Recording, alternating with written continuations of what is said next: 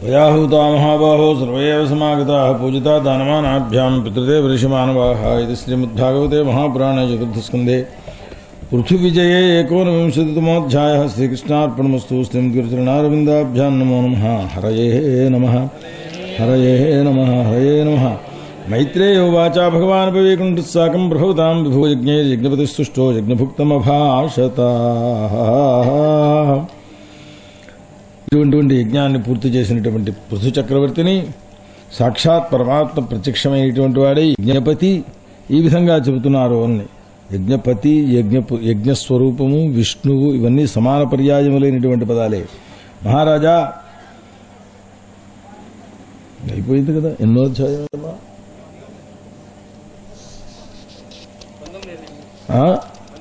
అయిపోయిందా? సరే.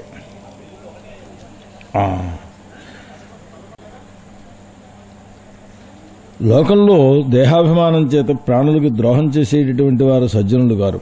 సజ్జనులు అట్లాంటి పనులు చెయ్యరు వారు. ఎందుకంటే ద్రోహాన్ని ఎవరికి చేస్తున్నావు? శరీరాన్ని చంపగలుగుతావు, లోపల దాన్ని ఎవరో ఏం చంపలేరు కదా. శరీరం అనేది ఆత్మ కాదు, అది వేరే స్వరూపం కలిగినటువంటిది. కనుక మహాపురుషులైనటువంటి వారు దేవమాయ చేత మోహాన్ని పొందరు. ఒకవేళ మోహాన్ని పొందినా వాళ్ళు 19 అధ్యాయం అయింది కదా. అధ్యాయం కనుక గృహపుత్ర కళత్ర ద్రవ్యాదుల యందు మమకారాన్ని పొందేటువంటి వారు నీ వంటి వారు కాదు. వాళ్ళు పొందేవారు ఉంటారు లోకంలో. వృద్ధులను సేవించి మహాజ్ఞానాన్ని సంపాదించినటువంటి జ్ఞానం నిష్ఫలమవుతుంది ఇట్లాంటి పనులు చేసినట్లయితే. ఆత్మ అనేటువంటిది శుద్ధం, అది సర్వసాక్షి, అది ఎవ్వరికీ అనుమానం లేదు దాంట్లో. ఏ పురుషుడైనా తనలో ఉన్న తన స్వరూపాన్ని తెలుసుకున్నట్లయితే వాడు దేహస్థమైనటువంటి దేహ వికారాల వల్ల నేను వృద్ధున్నయ్యా అనడు. శరీరం శిథిలమవుతోందండి అంటాట. శరీరానికి అవస్థ తప్ప నాకు మాత్రం లేదు. అది వాస్తవికమైనటువంటి జ్ఞానస్వరూపం. ఎవడైనా నిష్కామంగా స్వధర్మాచరణం చేసి పరమాత్మను సేవించినట్లయితే వాడు శాంతిని పొందుతాడు. అంటే ఫలే లేకుండగాను. ఇట్లా అలా కాకుండా పరమాత్మ యొక్క ఈ గుణముల యొక్క బంధనాన్ని విడిచిపెట్టింపజేసుకున్నటువంటి వాడి సమ్యక్ అంటే చక్కగా చూడగలగాలి అన్నాడు. చూడటం అంటే మనస్సుతో ఆలోచన చేసి తెలుసుకోవడం అని అర్థం. దృశ్యధాతువుకి అర్థం. మామూలుగా చూసావురా అంటారు. ఏడు చూసావురా, ఏం చూస్తాడు? అక్కడ ఉండడానికి ఏం లేదు చూడడానికి. వాడేం చేస్తున్నాడో, ఇలా అపకారం చేస్తున్నాడు చూస్తున్నావా అంటే తెలుసుకుంటున్నావా అని అర్థం. ఈ చూచు అనే ధాతువుకి తెలుగులో కూడా ఆ అర్థంలో ప్రయోగం ఉన్నది. కనుక పరమాత్మ యొక్క స్వరూపాన్ని తెలుసుకోవడం అనేది వాస్తవిక దృష్టితో పరిశీలన చేస్తే తెలుస్తుంది. సరే, వేదవాక్యాల ద్వారా దాన్ని తెలుసుకోగలిగినైతే మోక్షాన్నే పొందుతాడు. ఉదాసీనుడుగా ఉంటుండేటువంటి వాడు అంటే కేవలం సాక్షిగా ఉంటాడు వాడంతే. దేహేంద్రియాదులకు స్వామిని నేను అని తనను అనుకుంటుంటాడు కొంతమంది. సరే, అలా అనుకున్నా కొంతవరకు క్షేమాన్ని మంగళాన్ని పొందుతాడు. ఎవరైతే మన యందు స్నేహం కలిగినటువంటి వారలై ఉన్నారో ఆ వాళ్ళు సంపత్తులు వచ్చినా సుఖదుఖాది వికారాలని ఈ పరమాత్మ స్వరూపాన్ని దృష్టిలో పెట్టుకున్న వారెవరూ పొందేటటువంటి వారు కాదు. డబ్బు వస్తుంది నిజమే, 50 కోట్ల రూపాయలు సంపాదించాడయా అన్నారు. ఎంతవరకు వస్తుంది డబ్బు? ఉందని అనుకోవడం తప్పిస్తే 50 కోట్ల రూపాయలు తినలేడు కదా. ఇది లోక వ్యవస్థలో సంపాదించాలని వాడు అనుకుంటూ ఉంటాడు. కనుక లోకంలో సమానులు, ఉత్తములు, మధ్యములు అని అంటూ ఇట్లాంటి ఒక వ్యవస్థ ఉన్నది. వాళ్ళు సుఖదుఖాల్లో సమాన స్థితిని పొందేటటువంటి వారెవరో, సుఖం వచ్చినా దుఃఖం వచ్చినా మనం చేయవలసిన కర్తవ్యాన్ని మనం చెయ్యడము అనేటటువంటి దృష్టి కలిగిన వారు ఎవరైతే ఉంటారో వాళ్లను పరమేశ్వరుడు కూడా అనుగ్రహిస్తుంటాడు. నువ్వు కూడా అట్లా ప్రజాపాలన ఆ దృష్టితో చెయ్యవలసింది అన్నారు. ఓ రాజా, లోకంలో రాజనేటటువంటి వాడు పరలోకంలో ప్రజలు చేసినటువంటి పుణ్యపాప ఫల షష్ఠాంశము అనని, అంటే సుమారుగా 18-17 ఆ ప్రాంతపు పర్సంటేజ్ వస్తుందన్నమాట. ఈ ఫలితాన్ని మహారాజు పొందుతాడు.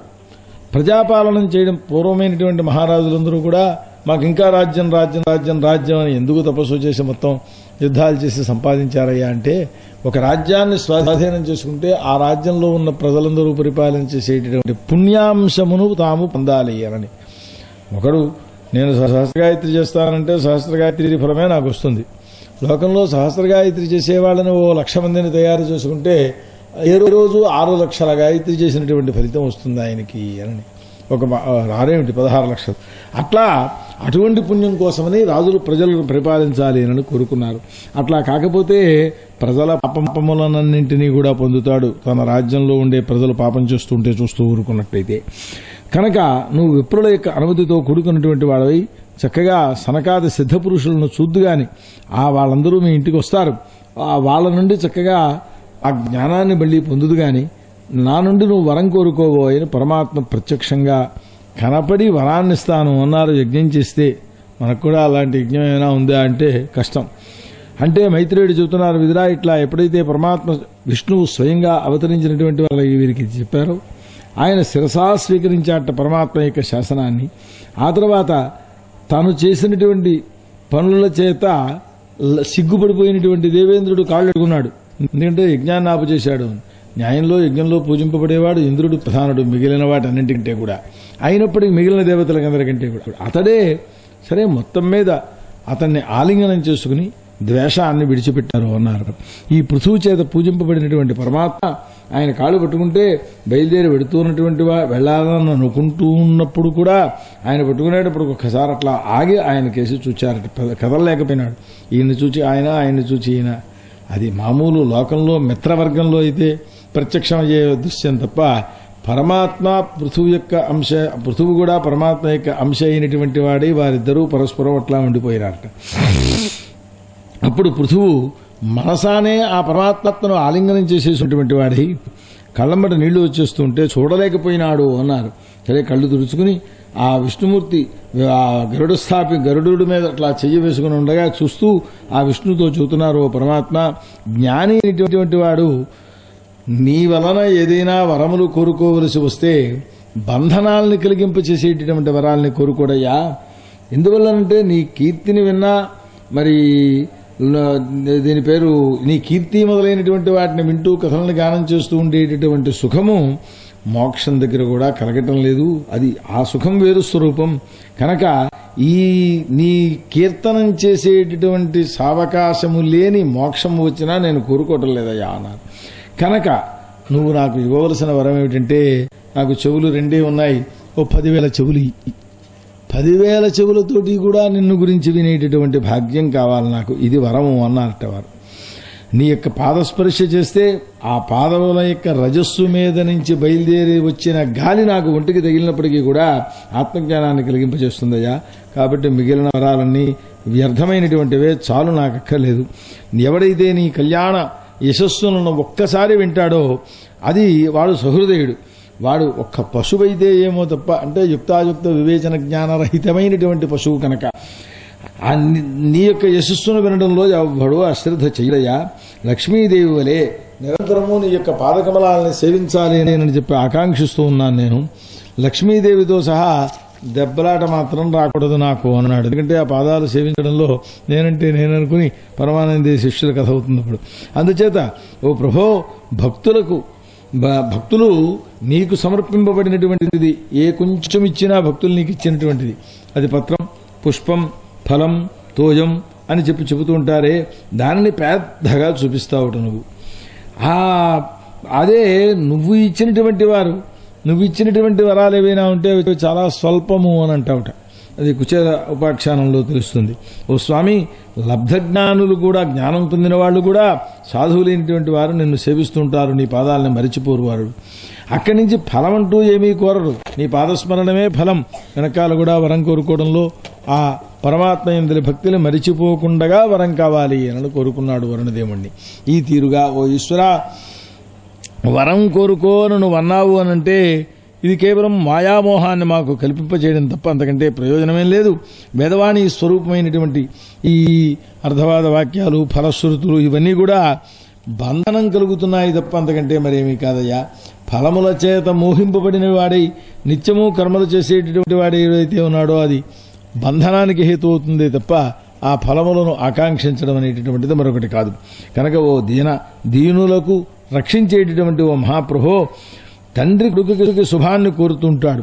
అట్లాగే నువ్వు మాకు చక్కనైనటువంటి కళ్యాణమును కలిగింపచేస్తూ ఉండవలసింది అని చెప్పారు. ఇలా స్తోత్రం చేస్తే చేసి, ఓ రాజా, నాయందు నీకు భక్తి కావాలి అని కోరుకున్నావు, తథాస్తు అన్నారు. నువ్వు ప్రజాపతి స్వరూపుడవు, నా ఆజ్ఞను పరిపాలన చెయ్యి, సర్వత్రా సుఖం లభిస్తుంది పరమేశ్వరుని యొక్క ఆజ్ఞను పొందినట్లయితే అని ఈ విధంగా పరమాత్మను స్తుతి చేసి వారిని స్వస్థానానికి పంపించారు. ఆ తర్వాత అక్కడికి వచ్చిన దేవ ఋషి పితృగంధర్వ సిద్ధచారణ యక్ష కిన్నర కింపురుష ప్రభృతులైన వారందరినీ కూడా పృథు చక్రవర్తి సన్మానాలు చేశారట. అప్పుడు వారు బయలుదేరి వెళ్ళారు అన్నారు. విష్ణువు కూడా ఈ ఉపాధ్యాయునితో కూడుకున్నటువంటి పృథు చక్రవర్తి యొక్క మనస్సును హరించేస్తూ వెళ్ళిపోయినట్టు ఆయన. ఈయన మనస్సంతా పరమాత్మ యందే లగ్నమై ఉండేటట్లుగా చేశారు అని.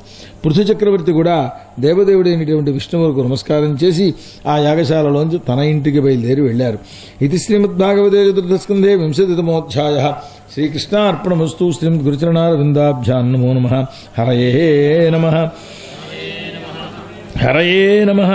మౌక్తికైః కురుమస్త్రగ్భైః స్వర్ణతోరణైః మహాసర్భభిర్ధూపైర్మండితం తత్ర తత్ర వైః. ఆ పృథు చక్రవర్తి యొక్క పట్టణాన్ని వర్ణిస్తారు. ముత్యాల దండలతోటి చక్కగా తోరణాలు కట్టారు అన్నారు. ముత్యాలు ఆరోగ్యానికి చాలా మంచివి. అవి ఇంటి నిండా పరిస్తే ఇంక చెప్పనక్కర్లేదు. కేవలం డూప్లికేట్లు మాత్రమే దొరుకుతున్నాయి ఇవాళ రోజుల్లోకి వచ్చేటప్పటికి. సరే, చందనం, అగరు, కస్తూరి మొదలైనటువంటి వాటి చేతను త్రోబలన్నీ కూడా సుగంధయుక్తములుగా ఉండేటట్లుగా చేశారు. సున్నాలు లేకపోతే అవేవో పొడులు చల్లేసేసి ముక్కుకి ఘాటెత్తిపోయేటటువంటివి వేస్తుంటారు ఇవాళ రోజుల్లో రోడ్ల అలంకారాలు. కదలీ స్తంభములు, అరటి చెట్లు.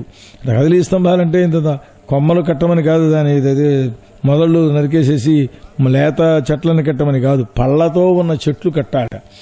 ఎందుకయ్యా ఆయన చంటిపిల్లలు ఏడిస్తే ఏదైనా నా ఒటిగాటికి మధ్యలో ఏదో తినాలనిపిస్తే ఓ పండు విరుచుకుని ఒట్లో వేసుకుంటుంటారు.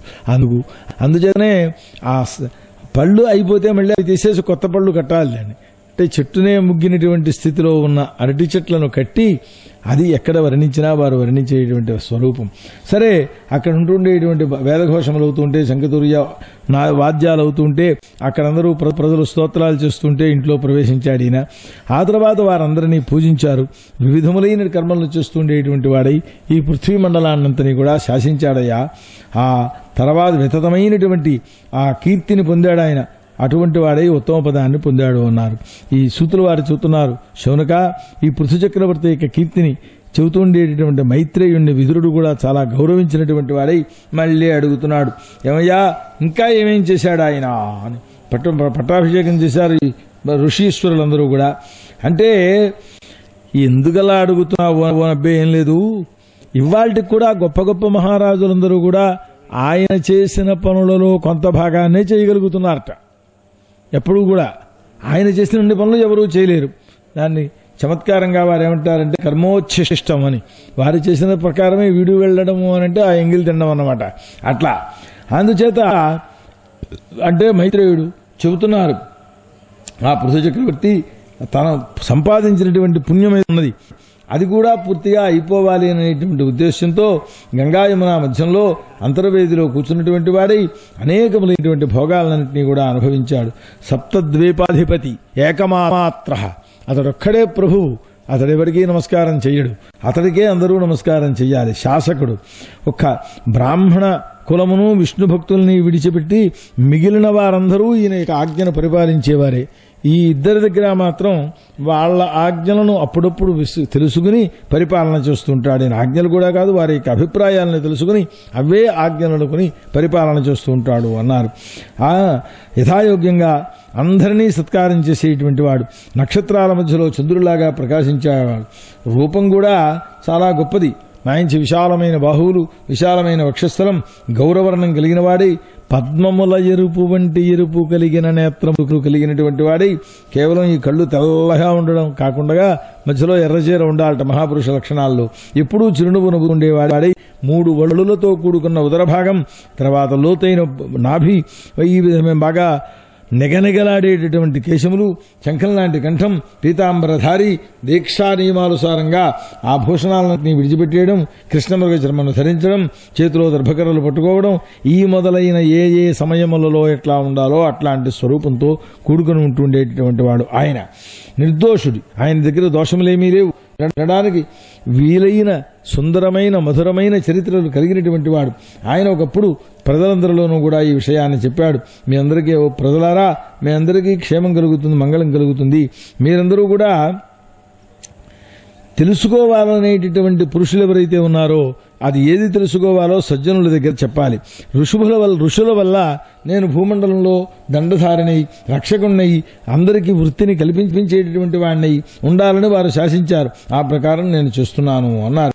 లోకంలో కామపూర్వకములైనటువంటి కోరికల్ని తీర్చే యజ్ఞాలు చాలా ఉన్నాయి మనుష్యుల కోసం చెప్పబడినటువంటివి. ఈ లోకములందరూ కూడా ప్రజారక్షణ కారణం చేత నావాళ్ళయ్యారు. వాళ్ళని రక్షించాలి కనుక నావాళ్ళు అనుకుంటున్నాను. ఎవడైతే లోకానికి ధర్మాన్ని నేర్పకుండా ఉండే ప్రభు అయితే ఉంటాడో వాడు పన్నులు తీసుకుంటాడో అప్పుడు వాళ్ళ యొక్క పాపాలని మాత్రం తిన్నవాడవుతాడు తప్ప అతడు పుణ్యాత్ముడు కాడు. ప్రజాపరిపాలనాది అది వాళ్ళ కోసమనే చెప్పారు. రాజ్యాంతే నరకం ధ్రువం అని. పన్నులు మాత్రమే తీసుకుంటాడు వాళ్ళకి ధర్మాన్ని. కనుక మీరందరూ కూడా వాసుదేవార్పణ బుద్ధ్యా, మా పరమాత్మకు సమర్పించేటటువంటి బుద్ధితోటే కర్మాచరణం చేయండి అయ్యా, ధర్మాన్ని పరిపాలన చేయండి. దానివల్ల నేను అనుగ్రహిస్తాను మిమ్మల్ని అందరినీ కూడా.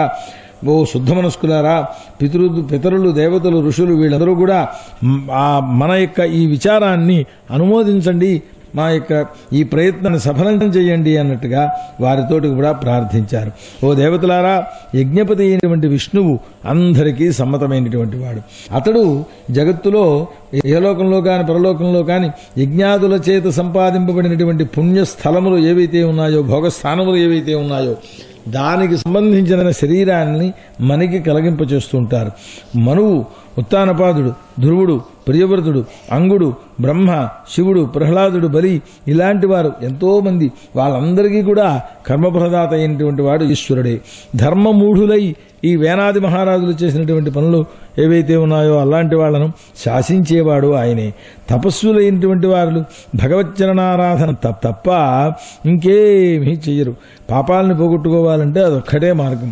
ఏ పురుషుడైనా లోకంలో పరమాత్మను కనుక ఆశ్రయిస్తాడో అతడు ఈ క్లేశాలను కలిగింపజేసేటటువంటి సంసార బంధాన్ని పొందడయ్యా.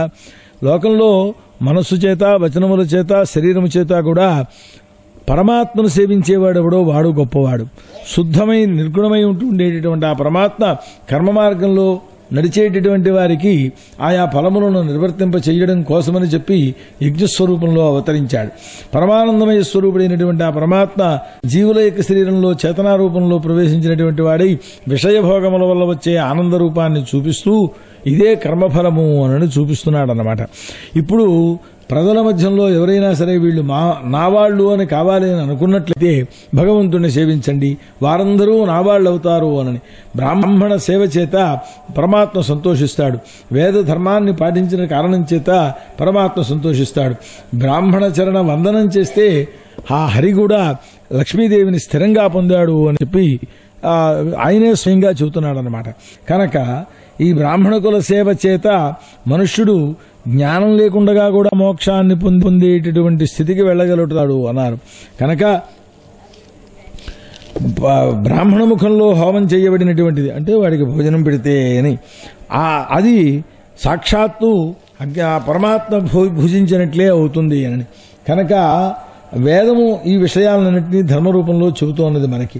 ఆ వేదాన్ని బ్రాహ్మణులు ధారణ చేస్తూ ఉన్నారు. ఆ విప్రుల యొక్క పాద పంకజ ధూళిని నేను శిరసావహిస్తూ ఉంటాను సర్వకాలముల యందు కూడా. దానివల్ల సర్వప్రాణులకు కూడా పాపనాశనం కలుగుతుంది. కనుక ఆ విప్రకులము, ఆ విప్రకుల పూజ్యుడైనటువంటి విష్ణుదేవుడు కూడా మనల్ని అనుగ్రహింతురుగాక అని ఆ ప్రజలకందరికీ కూడా ఉపదేశం చేశాడు ఆయన అని ఇలా చెబుతుంటే పృథువును ఆ పితృదేవతలు, దేవతలు, ఋషులు అందరూ కూడా సాధువాదాలు చేసి ప్రశంస చేశారు. కారణం ఏమిటయ్యా అంటే పుత్రేణ లోకాంజయతే అని ఒక శృతి ఉన్నది. కొడుకు కలిగితే వాడి వల్ల ఉత్తమ లోకాలు కలుగుతాయి అని. ఆ మాట ఇక్కడ సత్యమై అన్వర్థమైందయ్యా అన్నారు. వేణమహారాజు స్వరూపం ఎరుగుదు, ఆయన పుత్రుడు ఈయన వల్ల ఆ వేణుని యొక్క పాపాలు కూడా పోయి ఉత్తమలోకాన్ని చెందుతాడన్నమాట. అందుచేత అతడు బ్రాహ్మణ శాపదగ్ధుడు అయ్యున్నప్పటికీ కూడా ఈ పున్నామ నరకంలోంచి ఇతడు తరింపచేశాడు ఆయన్ని. హిరణ్యకశిపుడు కూడా ప్రహ్లాదుని యొక్క పుట్టుక వల్ల బ్రహ్మశాపం నుంచి విముక్తుడైనటువంటి సనకాది శాపముల నుండి విముక్తి పొందగలిగినటువంటి వాడయ్యాడు. కనుక ఇటువంటిదయ్యా భక్తి యొక్క స్వరూపం. కనుక ఓ విదురా, చిరంజీవ, చక్కగా చిరకాలం జీవించు. నువ్వు ఆ నాథుడైనటువంటి పరమాత్మను సేవించు. మేము ముకుందనాథులుగా మేము ఉంటాం. ఓ పరమాత్మ, సేవకుల కోసమని ఏ సత్యక్షణాన్ని అంటే సత్ప్రవృత్తిని ఉపదేశం చేశావో, ఆ ప్రజానురాగం ప్రభువులకు కావాలి అని చెప్పావో, సజ్జనుల యొక్క స్వభావం ఏమిటి అనంటే అందరి యొక్క క్షేమాన్ని కోరుతూ ఉండడమేనో అనని. ఈ గాలి నాకేం తగలటం లేదు. ప్రభో తత్వోపదేశాన్ని చేసినటువంటి వాడు అజ్ఞానమును పోగొట్టి ఈ చీకటికి ఆవతల వైపు ఏమున్నదో చూపించినటువంటి వాడు కనుక మహీయసే పురుషాయ, ఆ పరమాత్మకు మేము నమస్కారం చేస్తున్నాము అన్నారు. ఇది శ్రీమద్భాగవతే చతుర్థస్కంధే ఏకవింశోధ్యాయ. శ్రీకృష్ణ అర్పణమస్తు. శ్రీమద్ గురుచరణ అరవిందాభ్యాం నమో నమః. హరయే నమః. మైత్రేయోవాచ హరయే నమః. జనేషు ప్రగుణస్వేవం పృథం పృథల విక్రమం తత్రోపజగ్మన్మనశ్చత్తారు సూర్యవర్చస. ఈ ఉపదేశం పృథు చక్రవర్తి చెప్పడం, ఆ వాళ్ళందరూ సంతోషించడం అయిన ఆ సభ దగ్గరకే సిద్ధేశ్వరులైనటువంటి ఆ సనక సనందన సనత్కుమార సనత్సుజాతులు నలుగురు కూడా అక్కడికి వచ్చారు అన్నారు. వస్తే ఆకాశంలోంచి దిగుతున్నారు వాళ్ళు. వాళ్ళని చూచారు. ఒక్కసారి ప్రాణము లేచి వచ్చిందా అన్నట్లుగా ఉన్నది. ఆ సదస్సులందరితోటి కూడా లేచారట వారు. గౌరవాలతోటి నమస్కారాలు చేసి సదాచారుల యొక్క కర్మ ఇట్లా ఉంటుంది అని చూపించడం కోసమా అన్నట్టుగా పృథువు వాళ్ళ యొక్క పాద ప్రక్షాళనం చేసి ఆ పాద ప్రక్షాళన జలాన్ని శిరస్సు మీద ధారణ చేశారు. వాళ్ళని బంగారు సింహాసనాల మీద కూర్చోబెట్టారు. ఆ తర్వాత ఓ మంగళాయన, ఓ మహాత్ములారా, నేను ఎంత పుణ్యం చేశాను. ఎందువల్లనంటే యోగీశ్వరేశ్వరులు కూడా సనకాదులను చూడడం అనేది సిద్ధించే పని కాదు. అది ఇప్పుడు మీ దర్శనం నాకు సంప్రాప్తమైంది. మీరు అనుగ్రహిస్తే శివుడు, విష్ణువు మొదలైనటువంటి దేవతలందరూ కూడా సంతోషాన్ని చెందుతారు. నిత్యము లోకాన్నంతని కూడా సంచరిస్తూ ఉండేటటువంటి వారు చాలామంది ఉంటారు. అయినప్పటికీ కూడా లోకము వారిని చూడదు. యోగీశ్వరేశ్వరులు చాలా చోట్లలో అదృశ్య రూపంలో తిరుగుతూనే ఉంటారట. మనకి తెలియదు, మన ప్రారంభం అది. ఆ ఎవరింట్లో మీ వంటి వారి పూజనం జరుగుతుందో అవి ధన విహీనులైన వాళ్ళు ధన్యులే అయ్యారు అనని. అఖిల సంపత్తి పరిపూర్ణులైన మీ పాదధూళి వారింట్లో సోకకపోతే అవి పాములు పుట్టల్లాంటి ఇళ్ళయ్యా అన్నారు. అంతకంటే పోలిక ఇంకేం దొరకలేదు వారికి. నీ పాదములు కనుక మీకు స్వాగతం చెబుతున్నాము మహాత్ములారా. మీరు ఎప్పుడు చిన్న పిల్లలు, 5 ఏళ్ల కుర్రవాళ్ళు, కానీ శ్రద్ధ చేత మరి చాలా గొప్పవారు. మాకు నైష్ఠిక వ్రతాదులు ఏవైతే ఉన్నాయో వాటిని సంచరిస్తూ ఉంటారు. మీరు అటువంటి వ్రతాలన్నీ చేస్తూ ఉంటారు. నాథులారా, మా కర్మల చేత పతితులమైపోయి ఉంటుండే మా యొక్క దుఃఖాలయాల్లో ఈ సంసారంలో క్షేమం ఎట్లా కలుగుతుంది అనని. మీ వంటి వారు ఆత్మారాములు. ఆత్మతోనే ఇంకా రెండో వస్తువు యొక్క ప్రమేయం లేకుండా ఆనందానుభవాన్ని సర్వకాలముల యందు పొందగలిగినటువంటి వారై ఉంటుంటారు మీరు. మీ విషయంలో అయ్యా కుశలు క్షేమంగా ఉన్నారా, అసలు ఆ ప్రశ్నే అవసరం లేదు. క్షేమమే మీ స్వరూపం. కనుక కుశలాకుశల బుద్ధి అనేటటువంటిది అవసరమే లేదు. కనుక మిమ్మల్ని ఒక్కటే అడుగుతున్నాను, ఈ సంసారంలో కళ్యాణము దేని వలన కలుగుతుంది? కళ్యాణము అంటే మంగళం, అంటే బ్రహ్మస్వరూపం. అది ఎట్లా కలుగుతుంది అని ఆత్మభావనలో లేనిటువంటి పరమాత్మ భక్తులను అనుగ్రహించడం కోసం మీ వంటి సిద్ధ పురుషులను భూలోకంలో సంచరించడం కోసం పంపిస్తూ ఉంటారన్నమాట అని ఇట్లా అడిగేటప్పటికీ ఆ వచనాన్ని విని సనత్కుమారుడు చెబుతున్నారు, మహారాజా, సర్వభూత హితబుద్ధితో కూడుకున్నటువంటి నువ్వు చాలా మంచి ప్రశ్న వేశావు. సజ్జనుల సమాగమం కలిగినప్పుడు వారు ఎక్కడ ఏం మాట్లాడుకున్నా సర్వ జీవులకు కూడా క్షేమాన్ని, మంగళాన్ని కలిగించడం కోసమనే అవుతుంది ఆ ప్రశ్న. హరిగుణ శ్రవణం చేయడంలో మీకు చాలా ప్రీతి ఉన్నది అనే విషయం మాకు తెలుసు. ఆ మనస్సే వాసనాత్మకమైనటువంటి, అంటే వాసనారూపంలో ఉండే లోపల మాలిన్యాలన్నింటినీ కూడా పోగొట్టేసేస్తుంది అని శాస్త్రాల్లో మనుష్యులకు అందరికీ కూడా క్షేమాన్ని కలిగించడానికి, మంగళాన్ని కలిగించడానికి ఉపాయం ఏదైనా ఉన్నదంటే ఇదొక్కటే ఉపాయం. సజ్జన సమాగమం చేస్తూ ఆ హరిభక్తుల యొక్క హరి యొక్క ఆ శ్రవణం చేయడం అనేటటువంటిది. ఏమిటి ఆ స్వరూపం లోకంలో ఎట్లాంటి నియమాలతో కూడుకుని ఉంటుంది అని అంటే ఏం లేదు. దేహాదుల యందు వైరాగ్యం కావాలి, నిర్గుణ పరబ్రహ్మ యందే మనస్సు లగ్నమై ఉండాలి, ప్రీతి కలిగి ఉండాలి, గురువులు వేదాంత వచనములు ఈ మొదలైనటువంటి వాటి యందు ప్రేమ కలిగినటువంటి వాడై ఉండాలి, భగవద్ధర్మములను మాత్రమే ఆచరణం చేస్తూ ఉండాలి, అర్థకామముల యందు ఆసక్తి పనికిరాదు అని. వాటి యందు ఆసక్తి ఉన్నా సంపాదించినా అనుభవించగలమనే నమ్మకం కూడా లేదు ఆలోచిస్తే. అదే ఇందాక చెప్పినటువంటి దర్శనం అనే మాటకు అర్థం. ఏకాంత వాసం చేసి అహింసతో భగవచ్చరితామృత శ్రవణంతో సంతృష్టి చెందుతుండేవాడై యమనియమాదులు ఏవైతే ఉన్నాయో అవి కూడా అనుద్విగ్నంగా అంటే ఉద్వేగం పొందుతూ ఉండేటటువంటి స్థితితో ఆచరించకుండా సుఖదుఖాదులను సహిస్తూ విష్ణుమూర్తిని గురించే ఆలోచిస్తూ చర్చిస్తూ అనాయాసంగా ఆ నిర్గుణ పరబ్రహ్మయందు ప్రీతి కలిగినటువంటి వాడవుతాడు జీవుడు. ఆ బ్రహ్మయందు మనస్సు లగ్నమైతే ఏ ప్రాణి అయినా సరే ఈ పంచకోశాత్మకమైనటువంటి హృదయోపాధి పోతుంది, వాసనారహితుడు అయిపోతాడయ్యా అన్నారు. అట్లాంటి వాడే ఎప్పుడైతే అయ్యాడో అది అనంతమైనటువంటి సుఖదుఖాదిక స్వరూపమేది కూడా అతడికి అప్పుడు గోచరించదు, అతడి దగ్గరికి రాదు అనని. లోకంలో ఉండే మెలకు వచ్చిన తర్వాత కలలో చూచిన పదార్థాలు ఏవైనా ప్రత్యక్షంగా కనపడతాయా? ఎవడికి కనపడవండి. అలాగే జగత్తులో ఉండే పదార్థాలు కూడా వాడి మనస్సులో కూడా కనపడవండి అన్నారు. ఇదే మిథ్యాస్వరూపం అంటేను అనని. అంటే జగత్తు యొక్క మిథ్యాస్వరూపాన్ని తెలుసుకున్నవాడవుతాడు. అంతఃకరణం అనేటటువంటి ఉపాధి కలిగి ఉన్నంత వరకు చూచేవాడిని నేను, చూడబడేది ఈ పదార్థం, ఈ మధ్యలో చూడడం అనే ఒక సంబంధం ఉన్నది అనే త్రిపుటి ఉంటూ ఉంటుంది.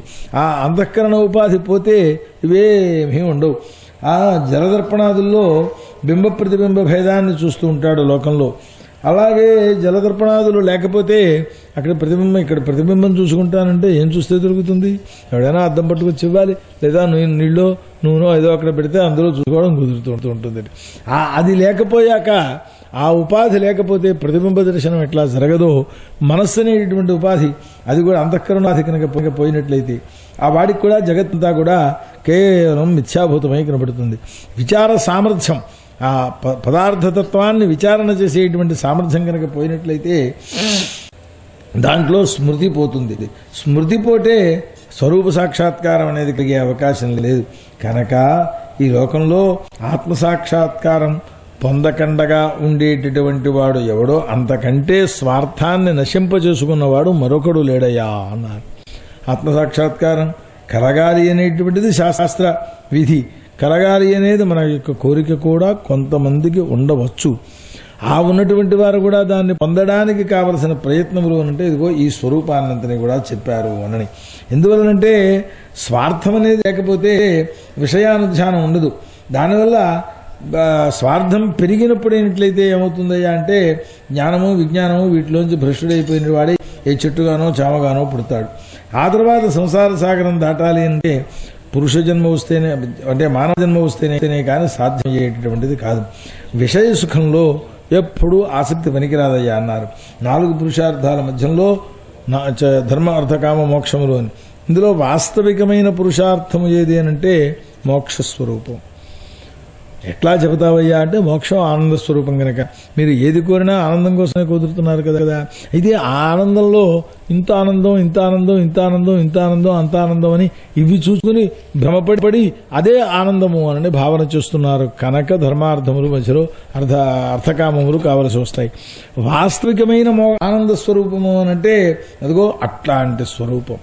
అయ్యా 50 కోట్ల రూపాయలు మీ దగ్గర పెడతాను, ఒక్క 60 రోజుల పాటు వాటిని కాపాడుతూ ఉండాలి, కళ్ళు మొయ్యకూడదండి అన్నారు.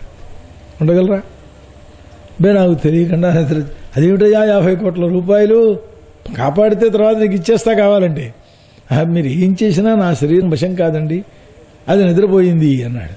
అంటే దాని యొక్క స్వరూపం ఏమిటి అంటే మనకు తెలియకుండానే ఆ అవస్థ వస్తోంది అని. ఆ తీరుగా ఎప్పుడైతే వీడు భ్రాంతిలో పడ్డాడో వాస్తవికమైన ఆనంద స్వరూపం దాకా వెళ్లకుండానే ఇదే అని అక్కడికే పరిమితి చెందిపోతున్నాడు. ఏ ఆనందము కంటే అతిరిక్తమైన ఆనందము జగత్తులో లేదో అదే మోక్ష స్వరూపము అని చెబుతున్నారు. ఆనందం కోసం ప్రయత్నం చేసేవాడల్లా మోక్షం కోసం ప్రయత్నం చేస్తున్నవాడే వాస్తవ స్థితిలో చెప్పవలసి వస్తే ఆలోచిస్తే. అంటే స్వల్పానందం కావాలని కోరుకోడు కదా. ఎవడు రూపాయి ఇస్తాను ఎక్కడ కూర్చో, 10 రూపాయలు ఇస్తాను అక్కడ కూర్చో అంటే ఎక్కడ కూర్చుంటాడు ఎవడైనా. ఆ మోక్ష స్వరూపం దగ్గరికి తెలుసుకుని వెళ్ళి ఇదిగో ఈ తత్వంతో వెళ్ళినట్లయితే ఎందువల్ల అది గొప్పది అని, అవినాశి, దానికి నాశనం లేదయ్యా అన్నారు. ధర్మార్థ కామములు మిగిలినవి ఏవైతే ఉన్నాయో ఎప్పటికప్పుడు పోతూనే ఉంటుంటాయి. కనుక సృష్టి ప్రారంభంలో ఆ మాయాగుణం ప్రకృతి యొక్క క్షోభ వల్ల బ్రహ్మాదులందరూ బయలుదేరుతుంటారు. ఈ ఇందులో ఏ ఒక్కదాని వల్ల సుఖమనేటువంటిది లేదయ్యా అన్నారు. ఒక్కటే మాటలో చెప్పాలి అంటే స్వర్గం సుఖం కదా అండి, అక్కడ పాపాలేం ఉండవు కదా అండి, దుఃఖమేమి ఉండదు కదా అండి అంటారు. ఇంద్రాది దేవతలు కూడా ఆ స్వర్గాది లోకాల్లో కూడా అనేకమైన రాక్షసుల చేత లంపకాయలు తిని పారిపోయారు చాలా కాలాల్లో చెబుతూ ఉంటారు చరిత్ర. ఇకపోతే ఆ సుఖానికి మాత్రం శాశ్వతత్వం వాస్తవత్వం అనేటువంటిది లేదు కదా. కనుక మనం కోరుకునేటటువంటి మనోరథాలు కాలం భక్షించేస్తూ ఉంటుంది. ఎంతో శ్రమపడి ఏదో గొప్ప సంపాదిద్దాము అనుకుని పాపం చిన్నప్పటి నుంచి డబ్బు సంపాదించి అమ్మయ్య ఇప్పుడు మేడ కడదాం అనుకున్నాడు. మేడ కడదాం అనుకుంటే మెట్లెక్కే ఓపిక లేదు, మోకాళ్ళ నొప్పులు పట్టుకున్నాయి, 70 ఏళ్ళు వచ్చేసాయి కదా. ఇప్పుడు ఈ పొందినటువంటి సుఖము వీడు పొందలేకపోయినాడు, పరిశ్రమ మాత్రమే మిగిలింది అని. కనుక రాజా, చరాచర ప్రాణుల యొక్క హృదయంలో ప్రకాశించే చైతన్య స్వరూపం ఉందో సఏవాహం, అదే నా స్వరూపమయ్యా. నేను అనే మాట పోతే అది వాస్తవ స్వరూపం అనుభవంలోకి వచ్చినట్టు అన్నమాట. ఈ జగత్తంతా కూడా కార్యకారణ భావేన మిథ్యాభూతమై ఉంటుంది. అయ్యా ఇది పుడుతుందో అది పోతుంది అన్నారు. మొత్తం అన్నీ పుడుతున్నవే కనపడుతున్నాయి కదా. జగత్తంతా పుట్టేదే అన్నారు. జగత్తంతా పుట్టేదే అయినప్పుడు పోయేదే అయిపోతుంది ఏదో టైంలోకి వచ్చేటప్పటికి. అందుచేత చిన్నతనంలో ఉద్యోగం చేరినప్పుడు మనకి ఇంకా 30 ఏళ్ల సర్వీస్ బ్రహ్మ, తీరా వచ్చేప్పుడు 30 ఏళ్ళు అయిపోయిన తర్వాత రిటైర్మెంట్ వచ్చేటప్పటికి అయిపోయింది అప్పుడే 30 ఏళ్ళు అయిపోయింది అప్పుడే. ఇది అంటే ఇట్లా 1,000,000 సంవత్సరములైనా ఇదే స్థితి. కనుక ఆ పరమాత్మ యొక్క పాదములనే శరణు పొందుతున్నాను అని భావన చెయ్యాలి అని ఇది ఇలాని విచారణ చేసుకో.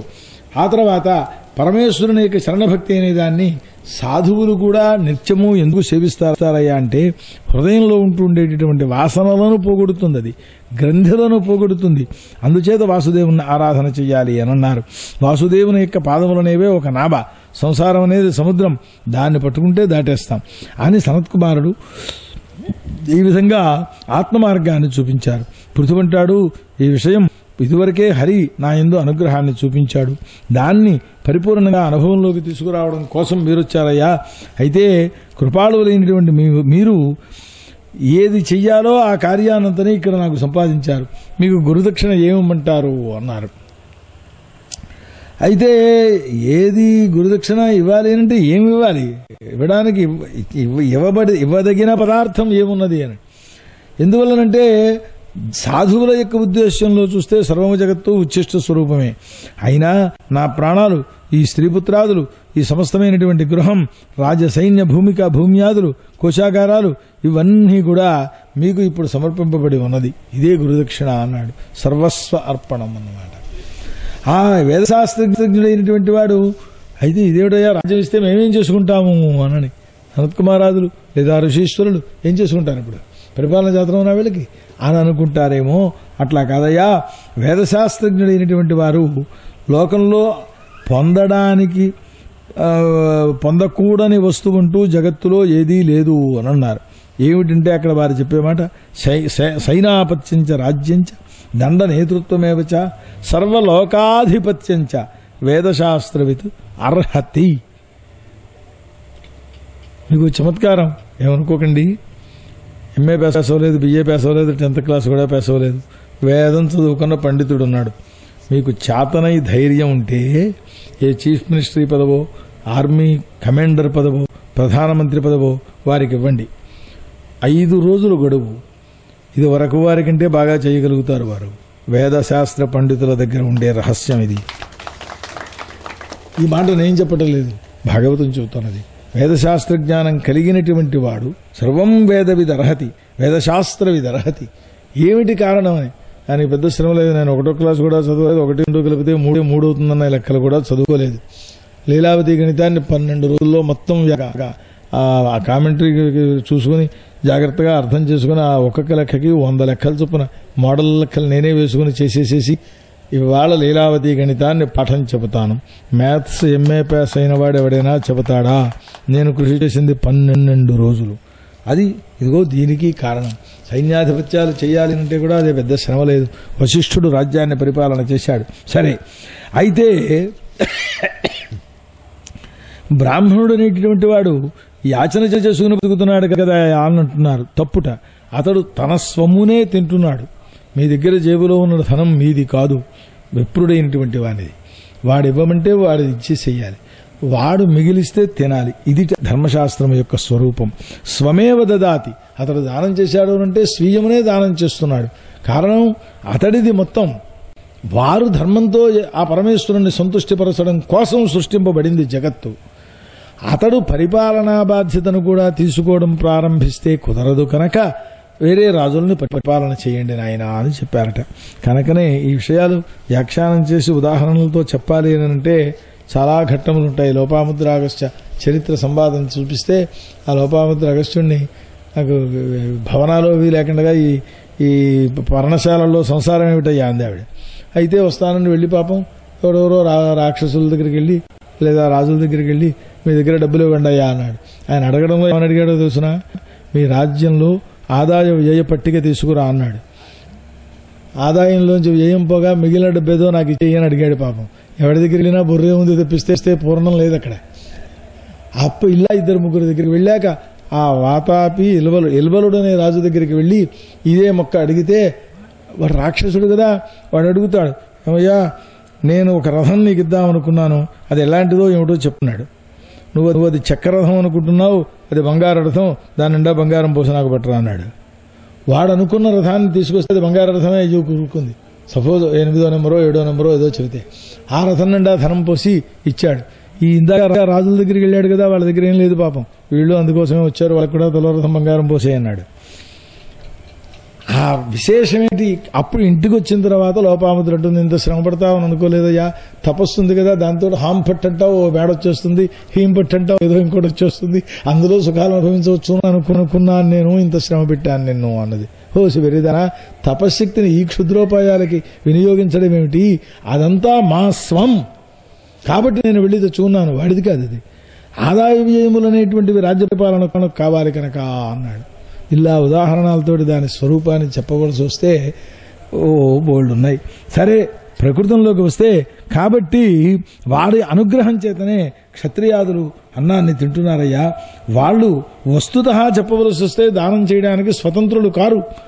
అందుకోసమనే మహారాజ్య పరిపాలనలో ఎక్కడ చూసినా బ్రాహ్మణానుమత్య అని వర్ణిస్తూ ఉండడం అనేటువంటిది వాళ్ళ సలహాలను పొందుతూ తీసుకోండి అయ్యా దీన్ని అన్నారు. కనుక ఇటువంటి అధ్యాత్మ విచారంలో ఇట్లాంటి భగవంతుని యొక్క గతి ఎవరి వల్ల పొందబడిందో, ఎవరు పొందారయ్యా? ఇలాంటి ఉపకారాన్ని పొందితే, ఇటువంటి మీ జ్ఞానాన్ని పొందితే ఉపకారాన్ని, మీకు ప్రత్యుపకారాన్ని చేయగలిగిన వాడు ఎవడైనా ఉన్నాడా లోకంలో అని ఈ విధంగా చెబుతుండేటువంటి వాడై ఆదిరాజు పృథు చక్రవర్తి అన్నారు. కారణం ఏంటంటే అంతకు పూర్వం ఆ వైవస్వతాదులు మనువాదులు ఉన్నారు. వాళ్ళు ఏం పరిపాలన చేశారు? నగరం లేదు, రాష్ట్రం లేదు, దుర్గం లేదు, కోట లేదు, సైన్యం ఏవో ఉన్నాయి మామూలుగా అలంకారప్రాయం. అప్పుడు శిక్షించవలసిన అవసరం కూడా లేకుండానూ ఉన్నది. తర్వాత కాలంలోకి వచ్చేటప్పటికి వీరు చక్కగా ఆ సనకాదుని ప్రశంస చేస్తుండేటువంటి వారలై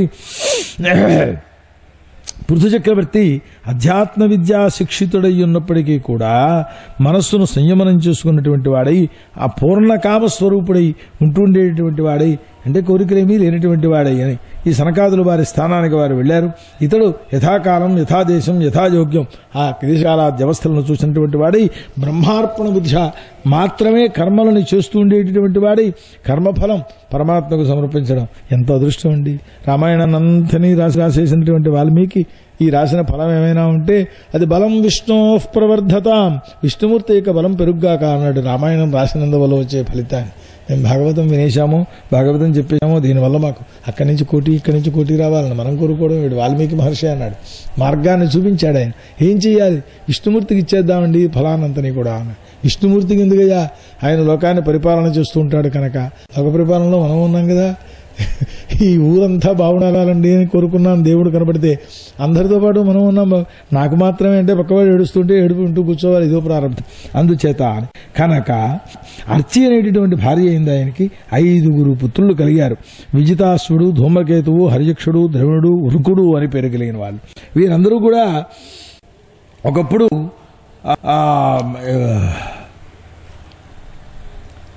ఇతడు ఒకడు సర్వ లోకపాలకుల గుణములను ధారణ చేసినటువంటి వాడే అన్నారు.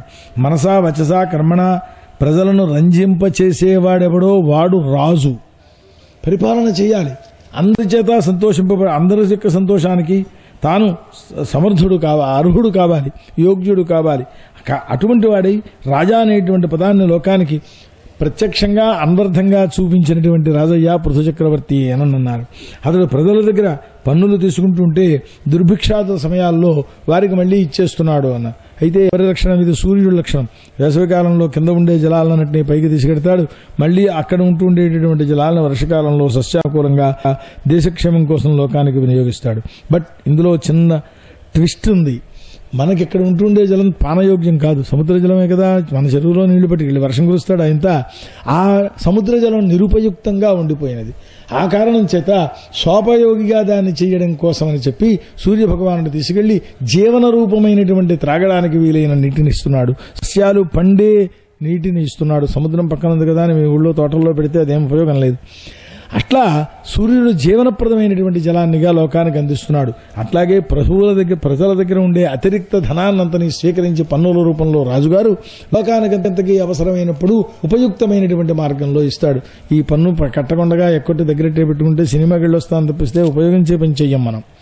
ఇది తేడా అన్నమాట. అందుకు పన్నులు పుచ్చుకోవడం అని అన్నారు. సరే, సర్వ జీవుల యొక్క మనోరథాలని పూరించేటువంటి వాడై ఉన్నాడు.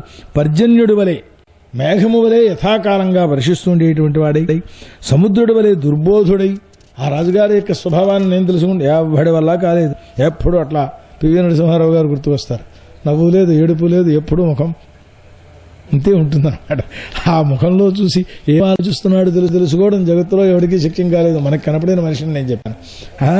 ఈయన ఆయనకి పూలిక అంటే అది కాదు దానికి ఉద్దేశ్యం. ఇతడు సౌందర్యంలో మన్మథుడిలాగా, పరాక్రమంలో సింహంలాగా, ప్రభుత్వంలో బ్రహ్మదేవుడిలాగా, బ్రహ్మ విచారణ చేయడంలో బృహస్పతిలాగా, జితేంద్రియుల్లో విష్ణువులాగా, గురు బ్రాహ్మణ భక్తులలో లోకమునకంతకీ సిగ్గును కలిగింపచేసేటంతటి భక్తి కలిగిన వాడిగా, పరోపకారంలో తనతోటే తాను పోలికట మరెవ్వడికి పోలిక రావడానికి సావకాశం లేని స్వరూపంతో రాజ్యాన్ని పరిపాలించేశారు. ఆయన లోకంలో అనేకమైనటువంటి గీతముల చేత, కీర్తి చేత గానం చేయబడుతూ ఉంటాడు. ఆ సజ్జనులైనటువంటి వారికి పృథు చక్రవర్తి రామచంద్రుడి వలె చెవులలో ప్రవేశిస్తూ ఉంటాడట సర్వకాలముల యందు కూడా. ఆ ప్రవేశం చెప్పాలేనంటే రామచంద్రుడిని పూజించి ఎట్లా ఆనందాన్ని చెందుతున్నారో రాముడే ఎందుకయ్యా అని. రమయతీతి రామ కదా, ఆనందపరుస్తాడు. ఈయన సేమ్, ఇంకా తేడా లేదు. అందుకని రాముణ్ణి పోల్చారు అక్కడ అన్నారు. ఇది శ్రీమద్భాగవతే చతుర్థ స్కంధే 22వ శ్రీకృష్ణ అర్పణమస్తు. శ్రీకృష్ణారవిందాభ్యాం నమో నమః. హరయే నమః.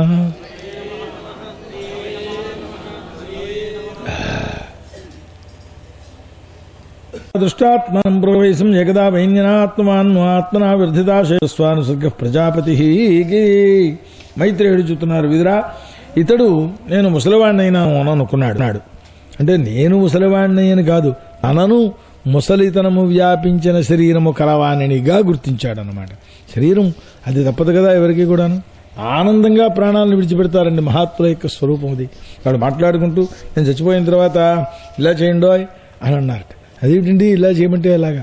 అదేముందో అహితాగ్నులకి ఇబ్బంది లేదు కాబట్టి ఆ కర్మ అయ్యే లోపల హాయిగా ఊళ్ళో అందరూ భోజనాలు చేయవచ్చు, శరీరం ఎక్కడుందని బాధపడక్కర్లేదు. ధర్మశాస్త్రం అహితాగ్ని విషయంలో ఇలా ఉన్నది. ఈ బతికుండగా నేను చచ్చిపోతుంటే ఆ చచ్చిపోయేటప్పుడు ఎలా చేస్తారు యారు పక్కవాడు అడగలడా మళ్ళీని? ఇలా చెబుతూ ప్రాణాలను విడిచిపెట్టారు. కాబట్టి వాళ్ళని గురువులు అన్నా, మహాత్ములు అన్నా. ఆనందమే తప్పిస్తే, ఎందుకంటే శరీరం చిరిగిపోయిన చొక్కాను అవతల పారేయడానికి ఎవడైనా ఏడుస్తాడా? అరిగి చిరిగింది, బలవంతంగా జరగలేదు.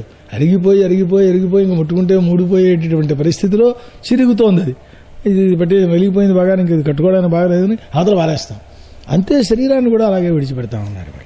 అదిగో ఆ అటువంటి స్థితికి ముసలితనం శరీరంలో ప్రవేశించింది అని తెలుసుకుని నేను వచ్చిన పని అయిపోయింది అని చెప్పుకున్నవాడై అన్నాద్యుత్పాదనం లోకానికంతకీ అన్నాదులను భూమిదేవి నుండి వచ్చేటట్టుగా అంతకు పూర్వం అకృష్టపచ్య భూమి దొంగలు ఎప్పుడైతే ప్రవేశించారో ఈ దుర్మార్గులకు నేను పండడం ఏమిటో మానేసింది. ఇదిగో ఇప్పుడు ఆ పని అయిపోయింది కదా, భూమి చక్కగా దున్నుకుని పంటలు తినండి అయ్యా అని చెప్పారు కనుక నగర గ్రామాది రచనలు ఇవన్నీ చెప్పారు కదా. వాస్తుశాస్త్రం అంత పూర్వం పనిచేయలేదు, శాస్త్రం అంటే ఉండవచ్చు కాక ఈశ్వరాజ్ఞను నిర్వహించాం, ప్రజాపరిపాలన ఎలా చేయాలో చేశామని చెప్పి కొడుకులకు రాజ్యాన్ని ఇచ్చేసేసినటువంటి వాడై ఏడుస్తున్నట్టుగా ప్రజలందరూ బాధపడుతున్నప్పటికీ కూడా వారిని విడిచిపెట్టి భార్యతో సహా అడవికి వెళ్ళిపోయినాడు అన్నారు. వానప్రస్థాశ్రమంలో చెప్పబడినటువంటి ఉగ్రమైనటువంటి తపస్సు చేశాడు. ఒక వానప్రస్థాశ్రమాన్ని గురించి ఎన్ని విధాలుందో చెబితే తెల్లవారు.